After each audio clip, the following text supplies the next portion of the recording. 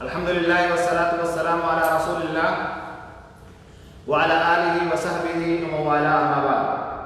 محترم ناظرین کرام، اس زوم کلاس میں آپ سارے لوگوں کا استقبال ہے اور ساتھ ساتھ میں نے فیس بک لائیو بھی کر دیا ہے تاکہ جو لوگ فیس بک پر بھی ہوں ان کو بھی وہ بھی مستفید ہو سکیں۔ تو آج ماشاءاللہ جی بہت بہت شکریہ، آپ سارے لوگوں نے جوائن کیا ہے۔ تو سب سے پہلے تو میں تھوڑا سا مائک کھولنا چاہوں گا جیسا کہ میری عادت ہے، اور میں آپ سارے لوگوں سے کچھ فیڈ بیک لینا چاہوں گا کہ پچھلے درس میں جو آپ نے سنا تھا اس کو کچھ میں ریویژن یا ریپیٹ کرنا چاہوں گا تاکہ بات ہماری جو ہے کہیں نہ کہیں ہم جڑے رہیں، کنیکٹ ہوئے رہیں، ایسا نہ ہو کہ پچھلا بھول ہی گئے۔ تو میرے خیال سے اس کلاس میں نئے دو لوگ ہیں، عبداللہ زین اور دوسرے جو ہیں جنہوں نے لیاقت لکھنا تھا لیکن شاید قیاقت لکھا جا چکا ہے کلاس میں نام۔ تو سب سے پہلے سراج صاحب میں آپ کو مائک کھول رہا ہوں، اپنا مائک آپ کھول دیجیے ذرا۔ ہاں جی، السلام علیکم ورحمۃ اللہ وبرکاتہ۔ آواز نہیں آ رہی آپ کی؟ آپ آواز درست کر لیتے ہیں؟ ابھی نہیں آئی سراج صاحب، آواز ابھی نہیں آئی؟ ہاں ہاں جی ابھی کھولا۔ السلام، کیسے ہیں؟ میں یہ کہہ رہا ہوں کہ پچھلے درس میں ہم نے حدیث کے دن کون سی حدیث پڑھی تھی، یاد ہے آپ کو کچھ؟ پچھلے درس میں؟ ہاں جی، مطلب جمعہ والے درس میں اس سے پہلے؟ نہیں، جو حدیث کے ہمارے کلاس ہو رہے ہیں 40 نویہ کے، اس میں کون سے دن لوگوں نے پڑھی تھی اور اس کو جو ہے مکمل کیا تھا؟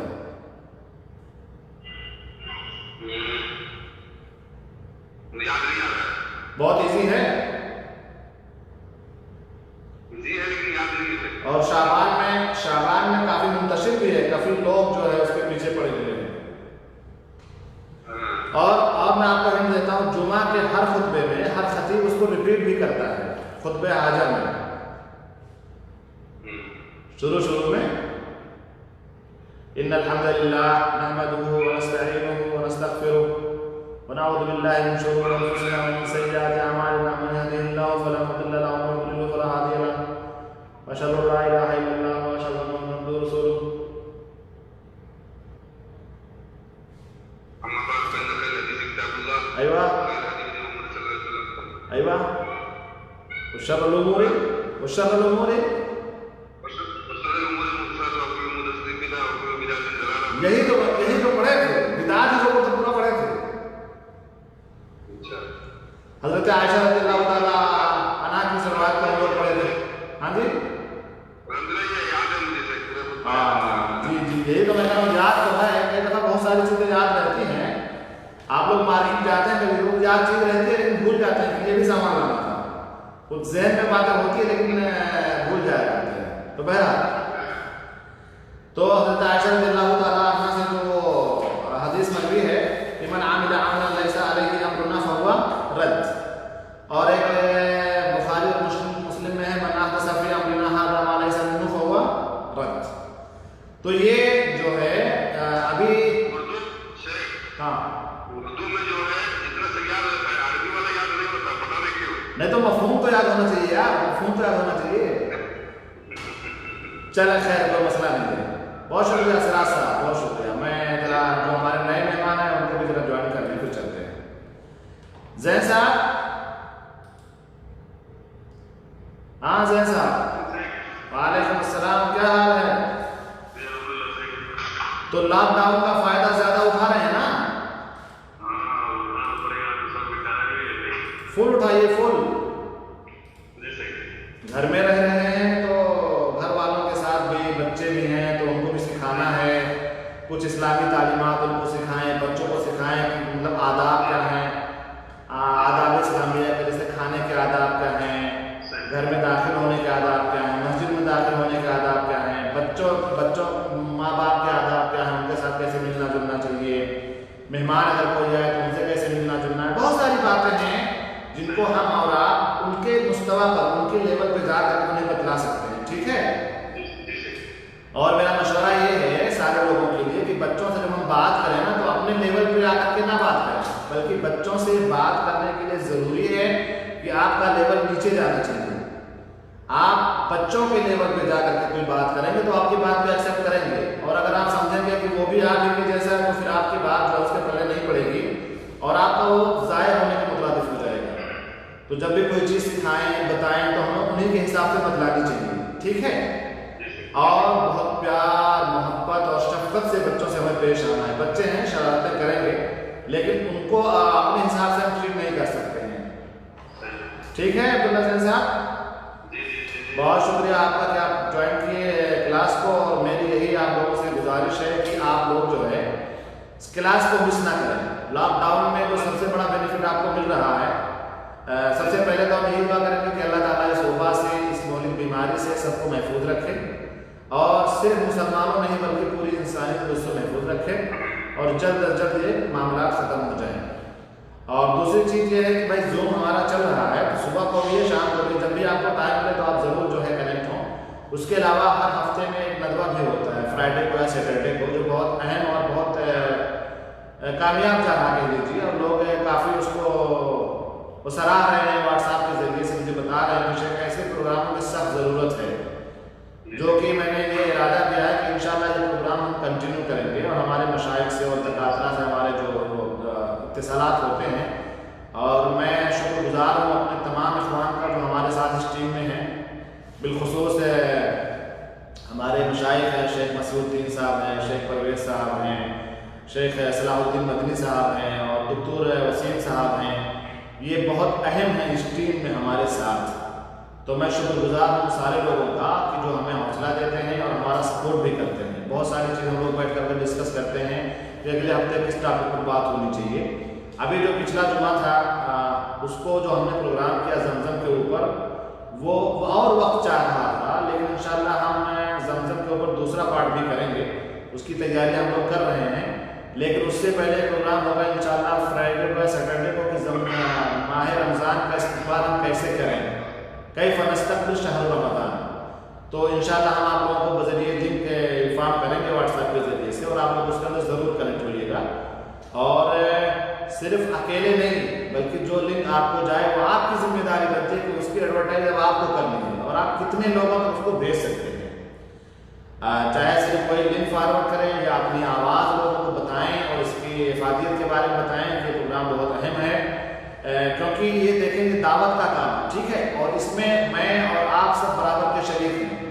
آپ گھر میں بیٹھ کر کے اگر آپ نے اتنا کام کر دیا کہ فارورڈ کر دیا اور لوگوں کو لے کر کے جوائنٹ ہوئے, تو آپ سمجھو کہ آپ دعوت کے میدان میں ہیں. دعوت کے میدان میں صرف اسپیکر نہیں ہوتا ہے بلکہ دعوت کے میدان میں پوری ٹیم ہوتی ہے. اگر ایک شخص کیمرہ چلا رہا ہے وہ بھی دعوت کے میدان میں ہے, اگر ایک شخص آپ کے میسج کو فارورڈ کر رہا ہے وہ بھی آپ کے ساتھ میں, اور اللہ تبارک و تعالیٰ سب کو برابر برابر اجر دے گا. یہ ہماری اور آپ کی بھول ہے کہ ہم لوگ سوچتے ہیں ارے یار وہ کیا ہمارا اس میں کیا نہیں. اللہ کے رسول صلی اللہ علیہ وسلم نے ارشاد فرمایا کہ من دل علی خیر فلہ مثل اجر فاعل, جس شخص نے اگر کسی کو کسی خیر کی طرف رہنمائی کی, گائیڈ کی, تو اللہ تبارک و تعالیٰ جو کام کر رہا ہے بھلائی کا اتنا ہی ثواب اس کو بھی دے گا. تو ہم آپ سارے لوگوں سے یہ ریکویسٹ کریں گے کہ یہ ایک وقت جو آپ کو ملا ہے خود اپنے لیے سنوارئے. بہت سارے اخوان کے ہمارے ویڈیوز بھی آ رہے ہیں فیس بک پر کہ نفع بخش تجارت ہے, کیسے مستفید ہوں. تو گھر بیٹھ کر کے اپنا وقت ہم ٹی وی دیکھنے میں یا گیم کھیلنے میں نہ ضائع کریں, بلکہ یہ وقت آپ کو ملا ہے. کئی دفعہ ہم لوگ کا یہ رونا ہوتا ہے وقت نہیں ملتا وقت نہیں ملتا. اللہ تعالیٰ نے آپ کو وقت ہی وقت دے دیا ہے, تو اس کا خاطر خواہ فائدہ اٹھائیے. نماز پڑھیے ٹائملی, بچوں کو لے کر کے بیٹھیے, درس قرآن کا اہتمام کریے, پھر بچوں کو ناشتہ کرائیے, پھر ان کے ساتھ ہلکا پھلکا انجوائے کریے, کھیلیے کودیے. پھر جو ہے پھر آپ ایک حلقہ بنائیے, ایک ٹائم ٹیبل بنائیے. میں نے ایک صاحب کو دیکھا اور میں انہیں بہت پسند بھی کرتا ہوں ماشاء اللہ سے. اپنے بچوں کے ساتھ ایسے رہتے ہیں جیسے ان کے دوست بن کر کے رہتے ہیں. میں نے ایک کلپ ان کی دیکھی, وہاں گھر کے اندر کھیل بھی رہے تھے, مطلب وہ کرکٹ. تو آپ بچوں کو ماحول دیں ایسا کہ بچے آپ سے ایسے لگتے ہیں کہ آپ کی بات کو بالکل ایسے لگے کہ میرا دوست بھی مجھ سے بات کر رہا ہے, اور دوستوں کی بات دوست زیادہ ایکسیپٹ کرتے ہیں, ٹھیک ہے. تو یہ رول بنائیے اور یہ ماحول بنائیے گھر میں کہ آپ کے بچے آپ سے بہت کچھ سیکھ لیں. تو بہرحال عبداللہ زین صاحب بہت بہت شکریہ کہ آپ نے جوائن کیا. اب ہمارے ساتھ رضوان ملک صاحب بھی آ چکے ہیں. میں ذرا ان سے پوچھنا چاہوں گا کہ رضوان صاحب ابھی بتائیے کہ پچھلے ہفتے درس حدیث کی کلاس میں ہم لوگوں نے کیا پڑھا تھا؟ جی السلام علیکم. ہاں سوال. ہلو. ہاں پچھلے کلاس میں 40 نویہ کے ہم لوگوں نے کون سی حدیث پڑھی تھی؟ کچھ اس کا مفہوم بتا سکیں، کچھ آپ کے ذہن میں اگر ہو تو. جی پچھلے اس میں ہاں حدیث کے دن ہم لوگ نے نبی صلی اللہ علیہ وسلم کے وسیلے کے بارے میں مطلب نہیں، وہ تو عقیدے میں پڑھ رہے تھے نا. حدیث کی بات کر رہا ہوں، حدیث پیریڈ میں. حدیث نمبر 5 40 نویہ سے ہم نے پڑھی تھی اور بہت مشہور ہے. ابھی سراج صاحب نے کچھ روشنی ڈالی ہے بدعت کے اوپر کہ بدعت کتنا خطرناک ہے. بدعت کی ہم نے تعریف بھی پڑھی تھی اور اس کے مقررات کیا ہیں، وہ کتنا زیادہ خطرناک ہے کہ اگر کوئی شخص بدعت کی حالت میں مر گیا اور اس نے توبہ نہیں کیے تو سارے عمل اس کے برباد ہو جائیں گے. اللہ کے رسول صلی اللہ علیہ وسلم اس کو حوض کوثر سے بھگا دیں گے. وہ لوگ جائیں گے حوض کوثر پہ لیکن ایک حاجز آ جائے گا اور اللہ کے رسول کہیں گے یہ تو ہمارے امتی ہیں، بھائی ان کو آنے دو. تو فرشتے کہیں گے کہ آپ کو کیا پتا کہ آپ کے آنے کے بعد ان لوگوں نے دین میں کتنے بدعات ایجاد کر دیے تھے، نئی نئی چیزیں ایجاد کر لی تھی. تو اللہ کے رسول کہیں گے سحقا سحقا لمن بدل بعد دینا.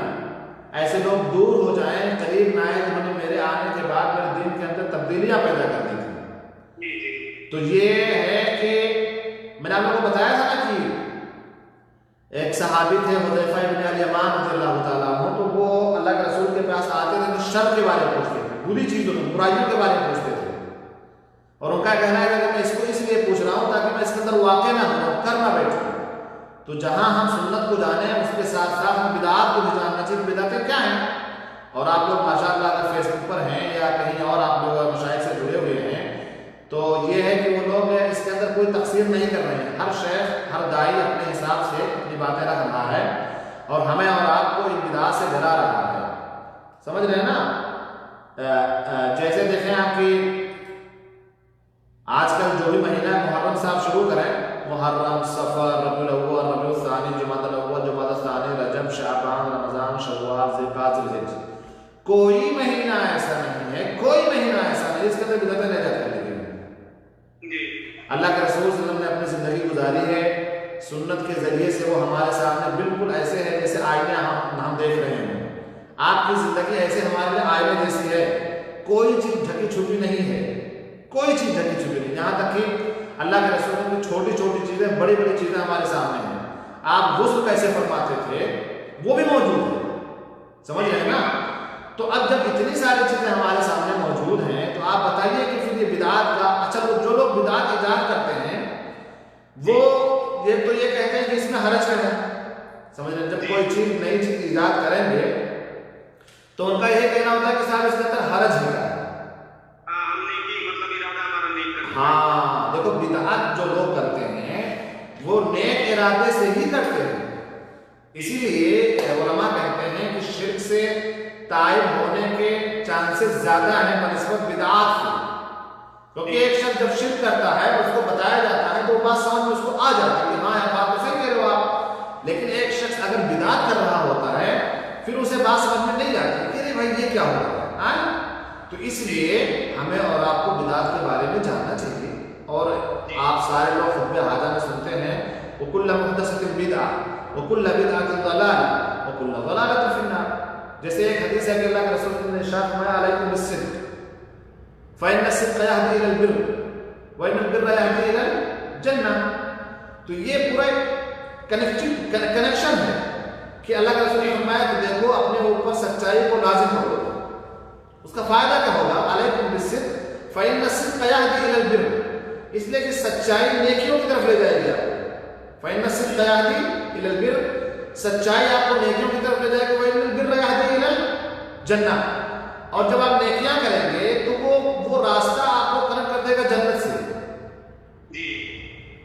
اور اسی روایت میں ہے کہ ان الرجل، ایک آدمی جو ہے وہ سچائی بولتا ہے، سچ بولتا ہے، سچ بولتے بولتے اس کی عادت لگ جاتی ہے حتی یکتب عند اللہ صدیقا، یہاں تک کہ وہ اللہ تبارک و تعالیٰ کے پاس اس کا نام سچے لوگوں میں لکھ دیا جاتا ہے.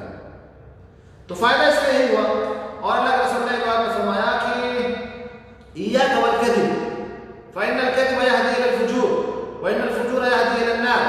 کہ اپنے آپ کو جھوٹ سے بچاؤ، کیونکہ جھوٹا انسان یا جھوٹ آپ کو فسق و فجور کی طرف لے جائے گا۔ جھوٹ کبیرہ گناہوں میں سے ہر کوئی جانتا ہے، اور جو فسق و فجور کرتے ہیں وہ وہاں سے کنیکٹنگ کرے گا جہنم کی طرف۔ تو اسی طریقے سے اللہ کے رسول صلی اللہ علیہ وسلم نے بدعت کے بارے میں بتایا ہے کہ کل محدثۃ بدعہ، ہر نئی ایجاد کی ہوئی چیز بدعت ہے، ہر نئی ایجاد کی ہوئی چیز بدعت ہے، کل بدعۃ ضلالہ۔ اور یہ جو بدعتیں ہیں نا، یہ کہاں لے جائیں گے؟ آپ کو گمراہ کر دیں گے۔ بہترین راستہ آپ کے سامنے نظر آئے گا پھولوں بھرا، لیکن وہ کیسا راستہ ہوگا؟ وہ دجال والا جنت ہے، وہ آپ کو گمراہی کی طرف لے جائے گا، اور گمراہی آپ کو جہنم میں لے کر کے چلی جائے گی، آپ کو احساس بھی نہیں ہوگا۔ تو ابھی ایک پوسٹ میں نے دیکھا، کئی پوسٹ میں نے دیکھا، جو کہ شعبان میں جو لوگ بدعتیں کرتے ہیں وہ اس لاک ڈاؤن میں بھی اس کا اہتمام کیے ہیں۔ پتہ آپ کو، انہوں نے کوئی کسر نہیں چھوڑی ہے، کیونکہ ان کے جو لوگ ہیں، جو علماء سو ہیں، وہ بھی تو کام کر رہے ہیں نا، جس طرح سے آپ کام کر رہے ہیں، اس سے ہم کام کر رہے ہیں، وہ بھی کام کر رہے ہیں، کیونکہ ان کے پاس جو نوازشات اور جو بخششیں آتی تھی وہ تو بند ہو گئی۔ تو کسی نہ کسی طریقے سے کچھ نہ کچھ تو ان کو کرنا ہے۔ تو اس شعبان کے اندر جو بہت سارے بدعتیں ہیں، حلوہ کھانا ہے، چراغاں کرنا ہے، مزاروں پہ جانا ہے، اور چادریں چڑھانی ہے، اور نظر و نیاز کرنا ہے، جو کچھ بھی ہے، اب لاک ڈاؤن تو جا نہیں سکتے کیونکہ پولیس والے پیٹیں گے، سمجھ گئے؟ تو ان لوگوں نے گھروں میں باقاعدہ قبرستان بنا لیے، اس کا ایک مجسمہ اور چونا وونا ڈال کر کے، اور ماما اور بابا لکھا ہوا ہے۔ ایک آدمی کو دیکھو، میں نے چھوٹی چھوٹی خبر بنا، اس کے سامنے چراغاں کر رہا ہے، بیٹھا ہوا ہے، دعا کر رہا ہے۔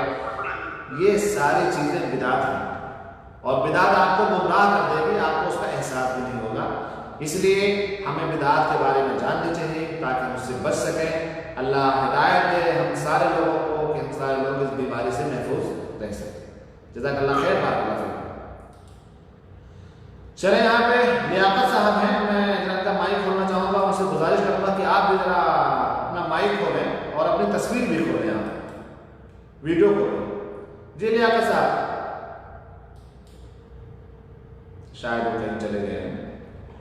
اشفاق احمد صاحب ہیں، اگر آپ مائک کھول سکیں تو مائک کھول کے کچھ بات کرنا چاہوں گا آپ سے۔ جی اشفاق صاحب۔ السلام علیکم شیخ۔ وعلیکم السلام اشفاق صاحب، کیا حال ہے؟ آپ لاک ڈاؤن کا خاطر خواہ فائدہ اٹھا رہے ہیں لگتا ہے، کڑک چائے بنا رہے ہیں کیا؟ اچھی بات ہے۔ آپ یہ بتائیں، ماشاءاللہ میں آپ کو دیکھتا ہوں کہ آپ کلاس میں آتے ہیں برابر، تو سب سے پہلے تو دعا ہے کہ اللہ تعالیٰ آپ کو مزید توفیق بخشے، اور میں آپ سارے لوگوں کو بتاتا چلوں کہ اشفاق صاحب ماشاءاللہ فیض عام جو مدرسہ مہو کے اندر وہاں سے فارغ ہوئی ہیں ماشاءاللہ، اس کے باوجود بھی وہ تشریف لاتے ہیں۔ تو اس پروگرام کے بارے میں آپ بتائیں کہ کیسا لگ رہا ہے پروگرام آپ کو؟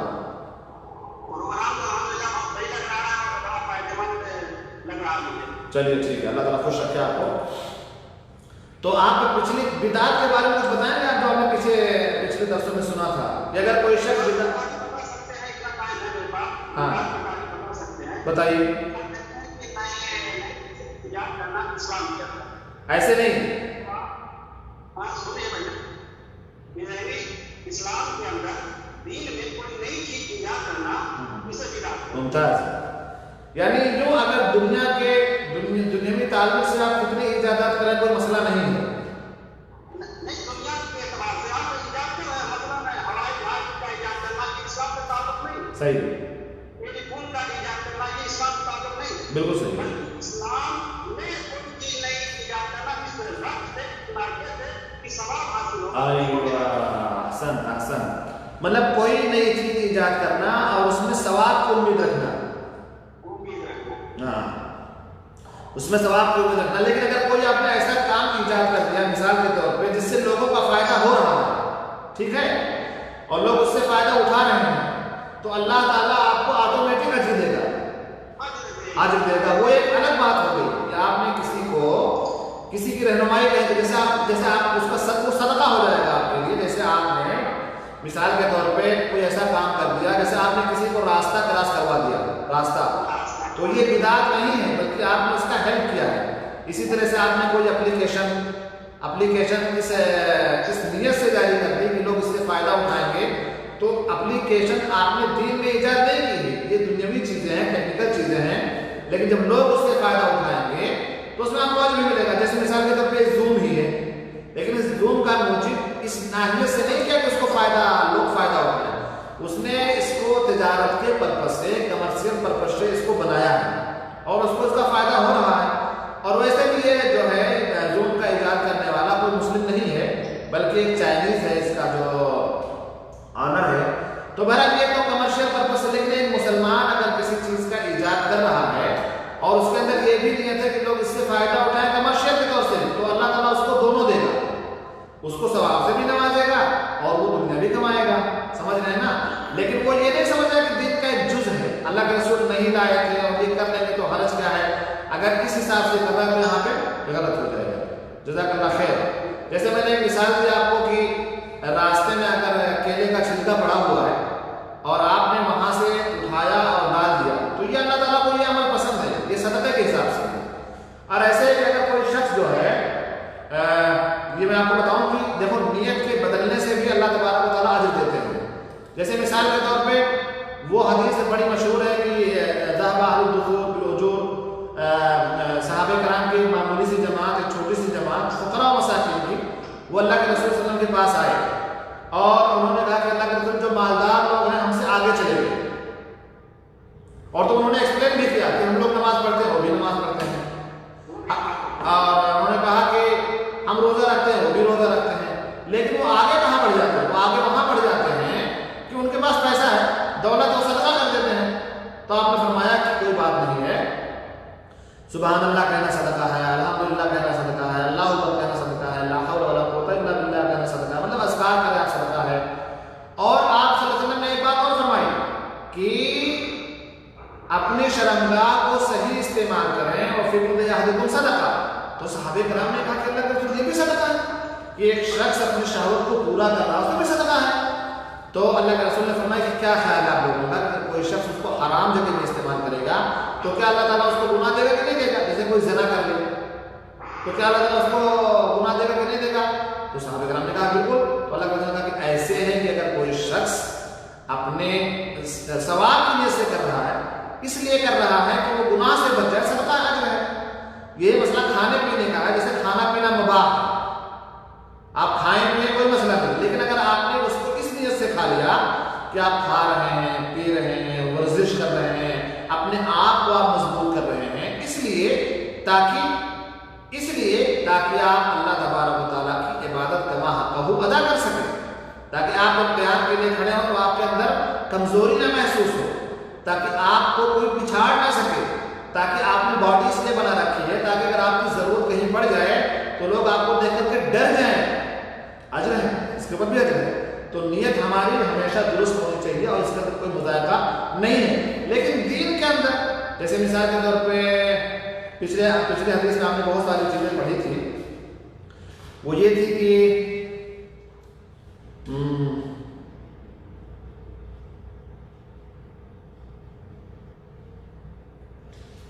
جیسے اگر کوئی شخص سجدہ کر رہا ہے، نماز پڑھ رہا ہے، نماز اور ایک رکعت میں کتنے رکوع ہیں مسلح الدین صاحب؟ آپ یہ بتائیے کہ آپ نماز پڑھتے ہیں تو ایک رکعت کے بعد ایک رکعت میں کتنا قیام ہے، کتنے رکوع ہیں، کتنے سجدہ ہے؟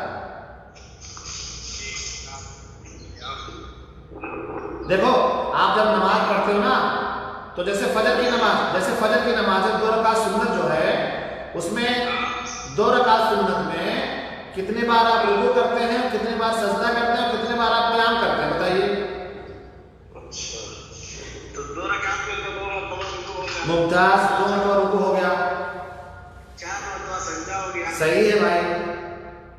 اور 2 مرتبہ قیام، 1 مرتبہ قیام ہوگا نا، 2 مرتبہ تو سجدہ کے لیے پڑیں گے. نہیں وہ قیام جو مانا جا رہا ہے وہی قیام جب آپ کھڑے ہوتے ہیں، وہ قیام والا بڑا والا قیام. تو 2 قیام ہو گیا، یعنی آپ کے کہنے کے حساب سے 2 رکعت میں 2 رکوع ہو گیا، 4 سجدے ہو گئے اور 2 قیام. جی. تو رکوع میں آپ کیا پڑھتے ہیں مسلح الدین صاحب؟ رکوع میں سبحان ربی العظیم. ممتاز، یعنی اس میں اپنے رب کی آپ تعظیم بیان کرتے ہیں کہ پاک ہے میرا رب جو عظیم ہے. अगर कोई शख्स आए, कोई मौलाना साहब आए और कहें कि ऐसा है कि अब थोड़ा सा ज़माना गड़बड़ा गया है, लोग बहुत ज़्यादा मुनहरिफ हो गए हैं, एक काम करो, एक रकात में 2 रुकू कर दो, 4 सजदा करो, क्या ख्याल है? आपकी बात मान रहे कि नहीं मानेंगे? क्यों भाई, वो तो कोई हर्ज की बात तो है नहीं, वो तो आपसे यही कह रहे हैं ना कि कोई हर्ज की बात नहीं, आप ताज़ीम बयान करेंगे, सजदा करेंगे, ज़्यादा रुकयात करेंगे, तो क्या हर्ज की बात है?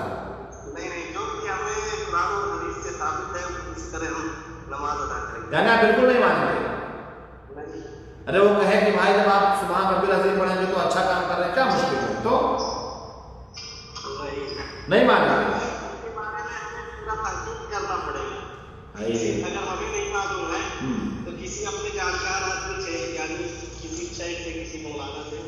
नहीं, अरे नमाज के बारे में तो मालूम है कि आज तक पूरी दुनिया एक रकात में एक ही रुकू कर रही है। अगर कोई बंदा आकर के कहने लगे कि अरे यार आज लॉकडाउन चल रहा है, 2 रुकू कर लो, तब ये तो मेरे हिसाब से सही नहीं लगता है। सही नहीं लग रहा? सही है कि नहीं? सही आपके हिसाब से भी सही नहीं और सही है भी नहीं। अच्छा चलें, हमारे यहाँ मोहम्मद रफ़ी साहब हैं, जरा उनका माइक में खोलो, अगर वो बोल सके वहाँ से। तो मोहम्मद रफ़ी साहब, अस्सलाम वालेकुम।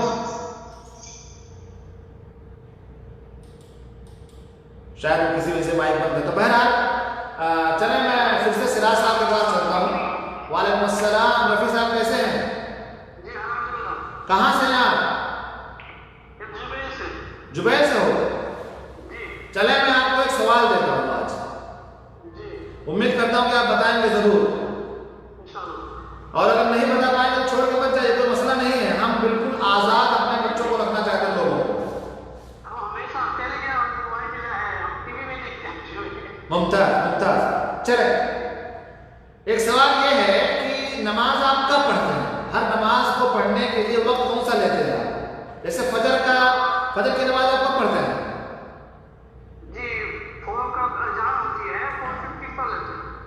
और जोहर की अज़ान नमाज कब पढ़ते हैं? यानी जब वक्त हो जाता है तब। कहने का मतलब ये है कि हर नमाज को अल्लाह तबारक व तआला ने वक्त बतलाए हैं, अल्लाह के रसूल ने उसकी हदबंदी कर दी है, और अल्लाह ताला ने ये आयत नाज़िल फरमा करके इन्ना सलात कानत अलल मुमिनीना किताबन मौक़ूता, कि बेशक जो नमाज है वो हर नमाज टाइम टू टाइम फर्ज है। ठीक है, तो हमें हर नमाज को टाइम पे पढ़ना है। ठीक, चले मैं आपको बताता हूं कि अगर कोई शख्स मिसाल के तौर पे उसकी फ्लाइट है, आजकल अजान जो है कोई 4:05 पे है, तो नहीं आजकल जो अजान है, हाँ ऐसे ही कुछ है जी, हाँ 3:05 पे शायद ऐसे। सही है, बिल्कुल सही कह रहे हैं। तो मैं कह रहा था कि जैसे मिसाल के तौर पे आपकी फ्लाइट 4 बजे है, अगर 4 बजे आपकी फ्लाइट है तो आपको एयरपोर्ट जाना पड़ेगा 1 घंटा पहले।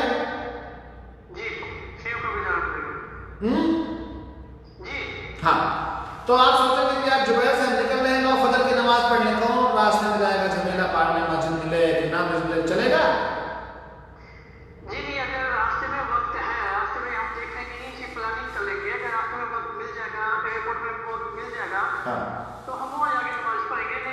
नहीं, अभी वो वक्त की बात नहीं मैं कर रहा हूँ, मैं आपको कह रहा हूँ वक्त के दाखिल होने से पहले फजर की नमाज आप पढ़ेंगे तो चलेगा कि नहीं चलेगा? नहीं चलेगा, बिल्कुल नहीं। अच्छा, जैसे मिसाल के तौर पे आप जा रहे हैं, कहीं पे निकल रहे हैं और जोहर के वक्त से पहले जोहर पढ़ना चाहें, चलेगा? नहीं चलेगा, इसलिए कि अल्लाह के रसूल सल्लल्लाहु अलैहि वसल्लम का तरीका ये है कि कोई भी नमाज जब हम पढ़ते हैं, जब वक्त दाखिल हो जाता है, उससे पहले कतान गुंजाइश नहीं है कहीं से कि हम नमाज पढ़ सकें। तो नमाज पढ़ने के लिए जरूरी है वक्त का दाखिल होना। अगर वक्त के दाखिल होने से पहले आप नमाज पढ़ेंगे तो फिर आपकी नमाज मानी नहीं जाएगी।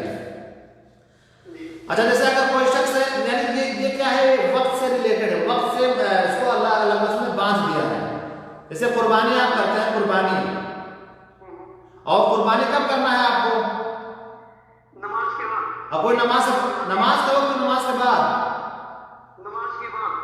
के बाद अगर कोई कहे यार नमाज का लेट हो रहा था, पहले कर लेंगे, या कसाई भी हमको मिल जाएगा और जल्दी से कर करके आराम से आकर के खा लेंगे, चलेगा कि नहीं चलेगा?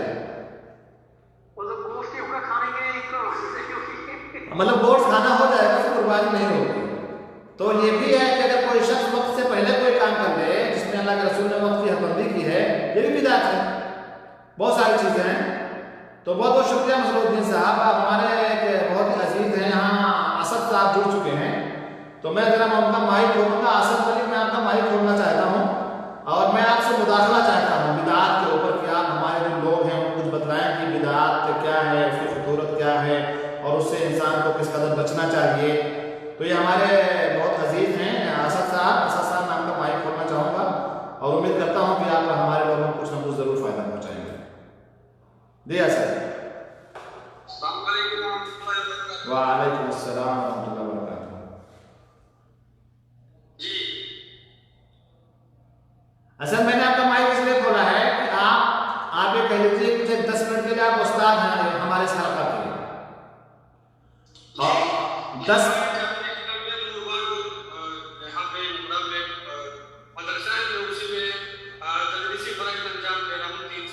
میں آپ کو بہت قاعدے سے جانتا ہوں. تعارف پیش کرنے کی ضرورت نہیں ہے. میں آپ کو بھی جانتا ہوں، آپ کے والد صاحب کو بھی جانتا ہوں، آپ کے چچا کو بھی جانتا ہوں، آپ کا گاؤں بھی جانتا ہوں، آپ کے بھائی کو بھی جانتا ہوں. میں مکمل طور سے آپ سے متعارف ہوں. میں یہ کہہ رہا ہوں کہ 10 منٹ یا 5 منٹ میں آپ کو ٹائم دینا چاہتا ہوں اور میں آپ کو چاہوں گا کہ ہمارے جو زوم کے لوگ ہیں ان کو آپ کچھ بدعات کے اوپر بتلائیں کہ بدعت کیا ہے، اس کی خطرناکیاں کیا ہیں، اس سے انسان کو بچنا کیسے چاہیے. تو یہ ہے کہ آپ ہمارے مہمان کا گیسٹ ہیں، ہمارے گیسٹ ٹیچر ہیں آج. جی اسد صاحب.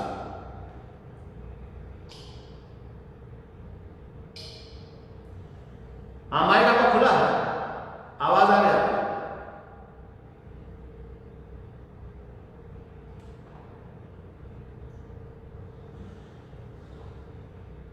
جی سر.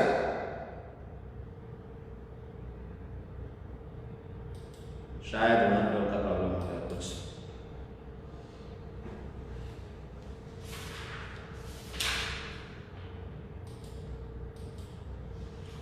چلیں خیر، ابھی جب وہ آتے ہیں تو پھر انشاءاللہ ان کو موقع دیا جا رہا ہے. ایک صاحب اور آ گئے ہیں، ذرا ان سے کچھ باتیں کر لی جائیں. محمد ساجد ملک سے. السلام علیکم. آپ ہی گھر کا ہے سرا صاحب؟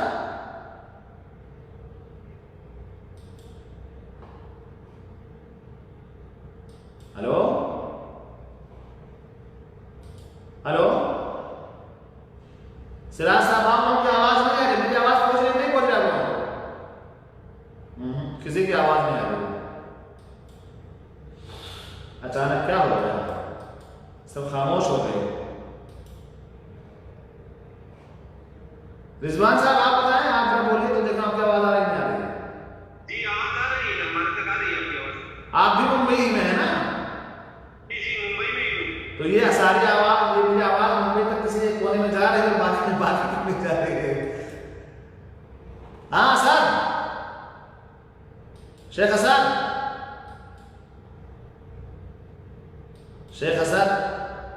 شیخ حسن کو کیا ہو گیا؟ میری بات سن نہیں پا رہے ہیں. وہ لوگ کہہ رہے ہیں آواز نہیں جا رہی ہے. اللہ المستعان. ہاں سر صاحب. بچے تھوڑا سا آپس میں جھگڑا کر لیے ہیں. اچھا. ابھی حالات سازگار ہیں؟ جی اس کی وجہ سے بند ہو جا رہا ہے تھوڑا سا. چلے کوئی مسئلہ نہیں. بات کرتا ہوں. ٹھیک ہے سر، بہت شکریہ. تو بہرحال پچھلے ہفتے کی بہت ساری باتیں تھیں جو کچھ مراجعے کے طور پہ ہم لوگوں نے کر لی ہیں. اسد صاحب مائک کھولو آپ کا. میں آپ تیار ہیں سر؟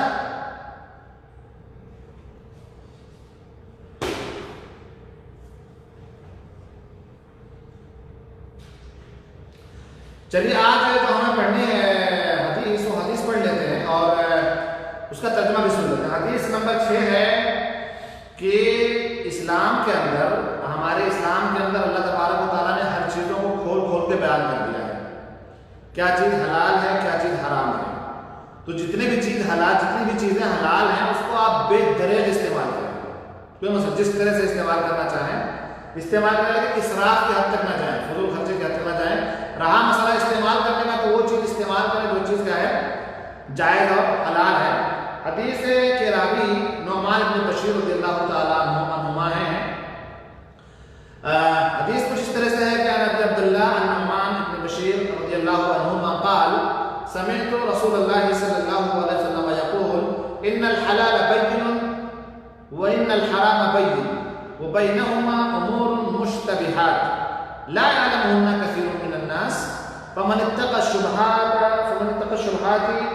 فقد استبرأ لدينه وعرضه ومن وقع في الشبهات وقع في الحرام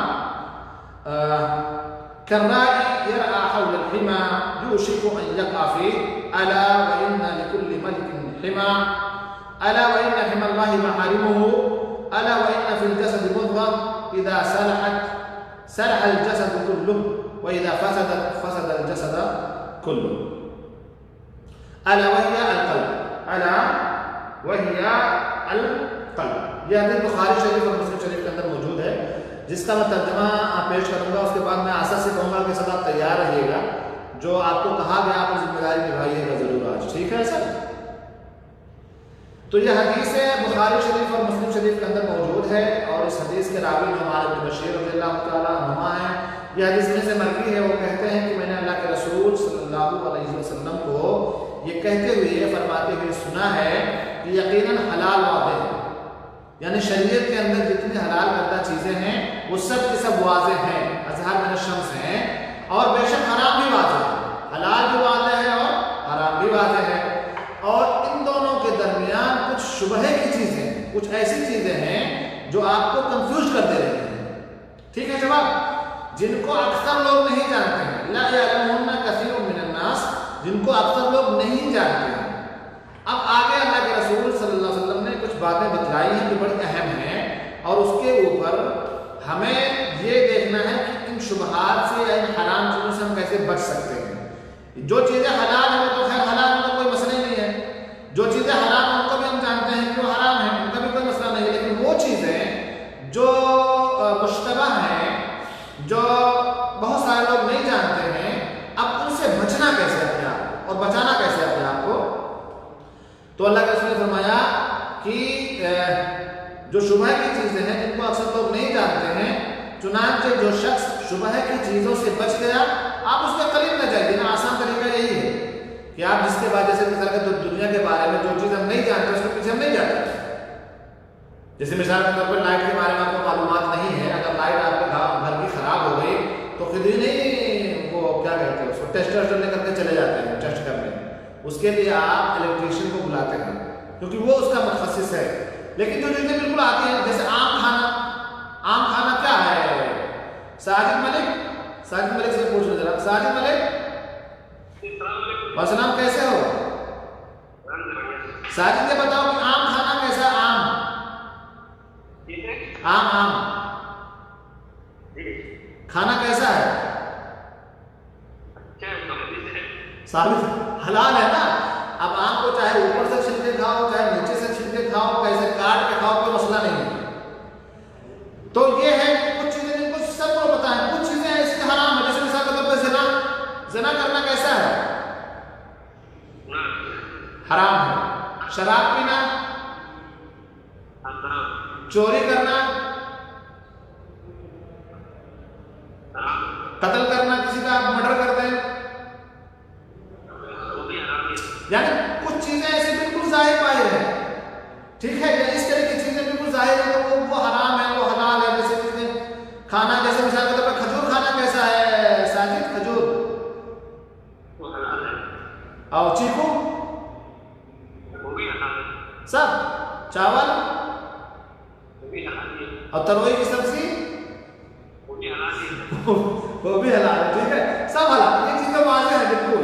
کچھ چیزیں ایسی ہیں کہ ہم نہیں جانتے. جیسے مثال کے طور پہ میں آپ کو بتاؤں, ایک چیز ایسی ہے جو حلال ہے لیکن لوگ اس کے تعلق سے بڑے کنفیوز کر دیا گیا یار پتہ نہیں حلال. کچھ لوگ کہتے ہیں مکروہ ہے. جیسے مثال کے طور پہ ایک جانور ہے ابر, حلال ہے, یہ واضح ہے, لیکن اس کے بارے میں کچھ لوگ نہیں جانتے ہیں, کنفیوز ہیں. جبکہ یہ ضب جو ہوتا ہے, سانڈا جانتا ہے, سانڈا ظاہر ساجد سانڈا دیکھا؟ سانڈا نہیں دیکھا. سانڈا کون دیکھے ہیں آپ لوگوں نے؟ ظاہر ظاہر سانڈا دیکھ رہے ہو سانڈا؟ جی سر ارے جو مارکیٹ میں بیچتے ہیں سر پتہ نہیں کیا کیا بیچتے ہیں اس کا، دیکھا ہوں سر اس کو کھا سکتے ہیں کہ نہیں کھا سکتے ہیں؟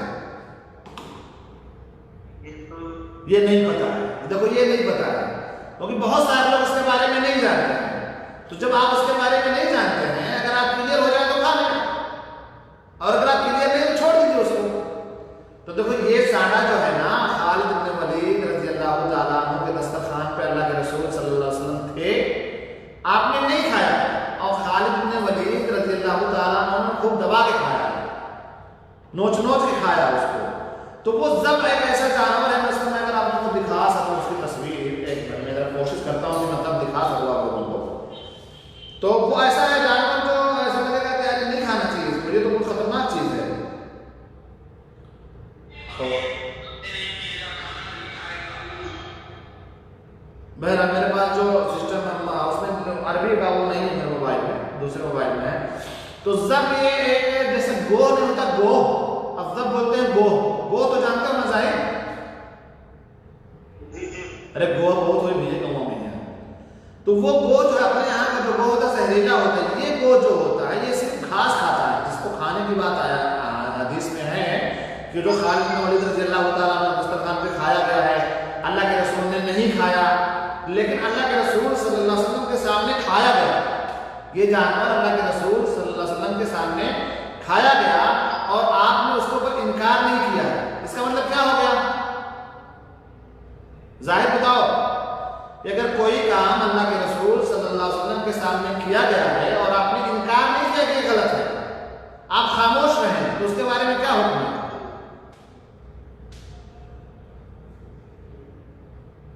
بتاؤ. آپ کو پتہ نہیں. دیکھو اگر ایک طریقہ یہ کہ اللہ کے رسول نے کوئی کام کرنے کا حکم دیا، جو کوئی کام کرنے کا حکم دیا یا آپ نے اس کو کیا تو سمجھو کہ وہ سنت ہے، خلاص ہو جائے گا، اس کو کریے.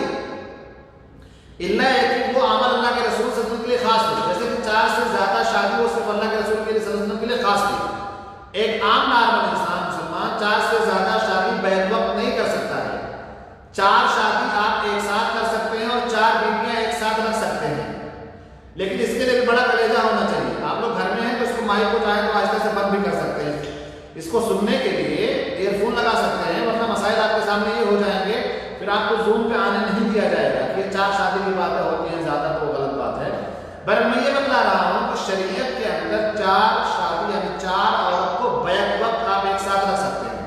یعنی آپ کی عہد زوجیت میں صرف 4 بیوی رہ سکتی ہے، لیکن اگر ان 4 میں سے کسی ایک کی کمی ہو گئی کسی وجہ سے، جیسے کسی کا مثلا طلاق ہو گیا، کوئی وفات پا گئی، ٹھیک ہے، تو اب آپ دوسری شادی مطلب وہ 4 پورا کر سکتے ہیں، لیکن آپ ایک ساتھ 5 شادی 6 شادی نہیں کر سکتے ہیں. وہ جو 4 زیادہ شادی تھی وہ اللہ کے رسول صلی اللہ علیہ وسلم کے لیے خاص وجہ سے آتی، وہ خاص ہو گیا. لیکن کوئی اللہ کے رسول نے کوئی کام کیا ہے اور کوئی خصوصیت نہیں ہے، یا آپ نے کسی کام کے کرنے کا حکم دیا ہے تو وہ سب کے لیے عام ہے، اللہ کہ کسی کے لیے خاص کر دیا ہو. یا اسی طریقے سے کسی چیز سے منع کر دیا، بولا جیسے کہ شراب نہ پیو، جھوٹ نہ بولو، سود نہ کھاؤ، ان ساری چیزوں کی ممانعت آئی، تو اس ساری چیزیں کیا ہو گئی؟ حرام ہو گئی. اور کچھ چیزیں ایسی ہیں کہ اللہ کے رسول صلی اللہ علیہ وسلم کے سامنے وہ کام کیا گیا ہے اور آپ نے خاموشی اختیار کی ہے، جیسے یہی سانڈے کا کھانا ہے. اب اس کے بارے میں جو لوگ نہیں جانتے، ہاں یہ دیکھو بھائی کس نے لگایا، محمد رفیع صاحب نے اپنے اسکرین پہ لگایا ہے، آپ لوگ اسکرین کر کے دیکھ سکتے ہیں. یہ ہے سانڈا، یہ ہے سانڈا. اللہ تعالیٰ کو جزائے خیر دے رفیع صاحب، آپ لوگ سویپ کر کے دیکھ سکتے ہیں، آپ کے اسکرین پہ موبائل پہ وہ تصویر آئے گی. یہ ہے سانڈا. تو یہ سانڈا ہے، لیکن ہو سکتا ہے کہ آپ اس کو پسند نہ کریں. یہ سانڈا ایسے نہیں کھایا جاتا ہے، بلکہ اس کو ذبح کر کے کھایا جاتا ہے، اور اس کا گوشت بڑا لذیذ ہوتا ہے. آپ کو بتاؤں اس کا گوشت اگر آپ کھا لیں گے ایک بار تو اس کا گوشت اتنا لذیذ ہوتا ہے جیسے جھینگا کھائیں. جھینگا ظاہر جھینگا کھائے ہو؟ سیم جھینگا جانا ہوگا. ہاں جو نہیں کھا سکتے ہیں وہ نہ کھائیں، لیکن جو لوگ کھا سکتے ہیں ان کے لیے جائز اور درست ہے. اسی طریقے سے اللہ کے رسول صلی اللہ علیہ وسلم کے سامنے ایک بات اور آئی کہ اللہ کے رسول اچھا چلے میں دوسرا سوال پوچھتا ہوں مسلح الدین صاحب سے، ورنہ آپ بولیں گے شیخ کا پورا سوال ہمیں سے پوچھے جا رہے ہیں. مسلح الدین صاحب جی سر، آپ نے تصویر کھولی, پکچر کھولا کر کھول سکتے ہیں. نہیں کچن میں کر رہے ہیں. ارے کچن میں جب بھی کھول دیجیے, کیا مسئلہ ہے یار؟ پھر آپ کچن میں تھوڑی جائیں گے کھانے کے لیے, آپ لوگ بلائیں گے تو نہیں آئیں گے نا. چلے خیر, سوال میرا آپ سے یہ ہے کہ فجر کی جو 2 رکعت سنت ہے جو ہم پڑھتے ہیں وہ کب پڑھتے ہیں؟ فرض نماز سے پہلے پڑھتے ہیں کہ بعد میں؟ فرض نماز سے پہلے. اچھا, اب اگر فرض کی جماعت کھڑی ہے اور آپ آئے ہیں تو کب پڑھیں گے اس کو؟ فرض پہلے پڑھیں گے پھر اس کے بعد اس پڑھیں گے. لیکن بہت سارے لوگوں کو آپ دیکھتے ہوں گے کہ فرض نماز کی جماعت کھڑی ہے اور وہ لوگ پیچھے کھڑے ہو کر کے سنت پڑھ رہے ہوتے ہیں, ان کا یہ عمل صحیح ہے کہ نہیں صحیح ہے؟ نہیں, ان کا عمل غلط ہے. کیوں بھائی غلط ہے؟ وہ تو یہ جب 2 رکعت پہلے سنت پہلے پڑھ رہا ہے, کیا مشکل ہے؟ کیونکہ جب اقامت ہو جائے تو فرض نماز کے علاوہ کوئی نماز نہیں. احسن, اس لیے کہ اللہ کے رسول کی حدیث ہے اذا اقیمت الصلاۃ فلا صلاۃ الا المکتوبہ, کہ جب جماعت کھڑی کر دی جائے تو پھر فرض نماز کے علاوہ کوئی نماز نہیں, اور آپ سنت ادا کر رہے ہو. ظاہر سی بات ہے کہ فرض کا مقام زیادہ ہے, سنت کا کم ہے. اور یہ اس وقت ہے کہ جب آپ فرض کی جماعت مطلب وہ جماعت قائم ہونے سے پہلے آپ تشریف لائے ہیں, لیکن آپ کے آنے میں تاخیر ہوئی تو غلطی آپ کی ہے. تو پھر اللہ کے رسول صلی اللہ علیہ وسلم نے آپ کو یہ بھی مجال دیا ہے کہ آپ فرض نماز کے بعد سنت کو پڑھ لیں, لیکن اس کو پڑھیں ضرور. اس لیے کہ ایک صحابی جو ہے وہ فرض کے بعد 2 رکعت سنت پڑھ رہے تھے, تو اللہ کے رسول نے پوچھا کہ معاملہ کیا ہے, تو بتایا گیا کہ یہ اصل میں 2 رکعت سنت جو پہلے وہ نہیں پڑھے تھے اس کو بعد میں پڑھ رہے ہیں. تو اللہ کے رسول صلی اللہ علیہ وسلم نے یہ نہیں کہا کہ نہیں پڑھ سکتے ہیں بعد میں, سورج نکلنے کے بعد پڑھیں یا پڑھ کر کے شامل ہوں, بلکہ آپ خاموش رہیں. تو آپ کی خاموشی اس بات پر دال ہے کہ وہ کام آپ کر سکتے ہیں. اگر آپ فجر کی نماز پڑھنے آئے ہیں اور 2 رکعت سنت آپ کی فوت ہو گئی ہے, تو آپ جب جماعت کھڑی ہے تو جماعت میں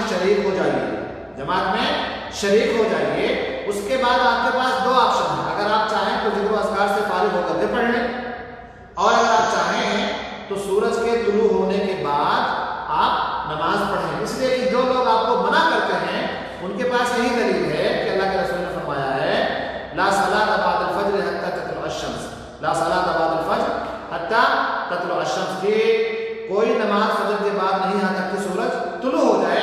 تو آپ یہ کیسے کہتے ہیں کہ آپ فجر کے بعد فجر کی سنت پڑھ سکتے ہیں؟ تو مجھ سے یہ کہہ سکتے ہیں کہ اللہ کے رسول صلی اللہ علیہ وسلم کے اوپر شریعت مکمل کی گئی ہے, اور آپ کی موجودگی میں ایک صحابی نے پڑھا ہے اور آپ نے اس کا انکار نہیں کیا ہے, تو گویا کہ ایسا عمل کوئی کر رہا ہے تو وہ سنت اور خلاف سنت نہیں ہے. ٹھیک ہے جناب, تو میں سوچ رہا ہوں کہ اس کو کمپلیٹ کر لوں جو ترجمہ کم سے کم, کیونکہ وقت اب مکمل ہو رہا ہے, اور اس ترجمے کو ختم کرنے کے بعد انشاءاللہ ہم آگے بڑھیں گے. تو یہاں پہ ہے کہ حلال چیزیں واضح ہیں اور حرام چیزیں واضح ہیں, ان کے بیچ میں کچھ چیزیں ایسی ہیں جو مشتبہ ہیں, کنفیوز کرنے والی ہیں. تو جس شخص نے اپنے آپ کو اس سے بچا لیا, اس نے اپنے دین کو اور اپنی عزت کو بچا لیا, عزت کو بچا لیا, وہ من وقع فی الشبہات وقع فی الحرام. اور جو ان چیزوں میں جو چیزیں مشتبہ ہیں ان کے بارے میں آپ کو حکم پتہ نہیں ہے, اگر اس میں داخل ہو گیا, وہ کر لیا, تو گویا کیوں حرام کا کام کر لیا. اس کے بعد اللہ نے فرمایا ہے کہ اس کی مثال ایسے ہے کہ اگر کوئی چرواہا ہے, وہ چراگاہ کسی چراگاہ کے ارد گرد اپنے جانوروں کو چرا رہا ہے, ٹھیک ہے, تو یہ ممکن ہے, عین ممکن ہے کہ اس کے جانور اس چراگاہ میں چلے جائیں, کیونکہ بھائی یہ بہت بڑا سا ریوڑ ہے, بہت زیادہ جانور اکیلے آپ کو, تو آپ کس کو جو ہے منع کرو گے. ہو سکتا ہے کہ اس کے بغل میں ہے, اور وہ چراگاہ جو بغل میں ہے کسی بادشاہ کا ہے, اس نے خاص کر رکھا ہے. ظاہر سی بات ہے کہ کسی بڑے آدمی کا چراگاہ ہے یا بادشاہ کا ہے, تو اس میں طرح طرح کے جو ہے پھل, وہ طرح طرح کے سبزے لگے ہوں گے, گھاس اچھا لگا ہوگا, اور آپ کا جانور لالچ نہ کر کے اس میں چلا گیا تو بہت سارے مسائل ہو سکتے ہیں. آپ کا جیب بھی ہو سکتا ہے, آپ کے جانور کو نقصان بھی پہنچایا جا سکتا ہے. تو اس طریقے سے فرمایا کہ اعلیٰ وَإِنَّ لِكُلِّ مَلِكٍ حِمًا وَإِنَّ حِمَ اللَّهِ مَحَارِمُهُ, اللہ تبارک و تعالیٰ کی جو چراگاہ ہے وہ اس کے محارم ہے, اس کے اندر آپ کو جانا نہیں ہے. الا وَإِنَّ فِي الْجَسَدِ مُضْغَةً, اللہ کے رسول نے انتباہ کیا, آگاہ کیا کہ خبردار رہیں, جسم کے اندر ایک ٹکڑا ہے, وَإِذَا صَلَحَتْ صَلَحَ الْجَسَدُ كُلُّهُ, اگر وہ صحیح ہے تو پھر پوری باڈی آپ کی سلیم ہے, کوئی مسئلہ اس کے اندر نہیں ہوگا. اور اگر وہی خراب ہو گیا تو پھر آپ کی باڈی خراب ہو جائے گی. وہ کیا ہے؟ دل ہے, آپ کا ٹکڑا چھوٹا سا دل ہے. اسی لیے دیکھیں کہ دل اگر آپ کا صحیح سالم ہے تو آپ اندرونی اور باہری ساری بیماریوں سے محفوظ رہیں گے. اگر دل آپ کا پازیٹو سوچتا ہے، مثبت سوچتا ہے، لوگوں کے خلاف فتنے نہیں کرتا ہے، فتنہ پرور دل نہیں ہے، تو آپ کا دل بغض، حسد، کینہ، کپٹ، جھوٹ، برائی سب سے محفوظ رہے گا۔ لیکن اگر دل خراب ہے تو پھر آپ کے سارے اعمال ہی خراب ہو جائیں گے۔ اور انشاءاللہ اس کی تفصیل کچھ زیادہ انشاءاللہ آج سنڈے ہے تو انشاءاللہ ٹیوزڈے کے کلاس میں انشاءاللہ ہم بیان کریں گے۔ اللہ تعالیٰ سے دعا ہے کہ اللہ تبارک و تعالیٰ ہمیں کہنے سننے سے زیادہ عمل کرنے کی توفیق عطا فرمائے۔ وصلی اللہ علی نبینا محمد وعلی آلہ وصحبہ وسلم۔ والسلام علیکم ورحمۃ اللہ وبرکاتہ۔ آپ لوگوں کے پاس کوئی سوال کر سکتے ہیں؟ جی سراج صاحب، رک جائے میں آ رہا ہوں۔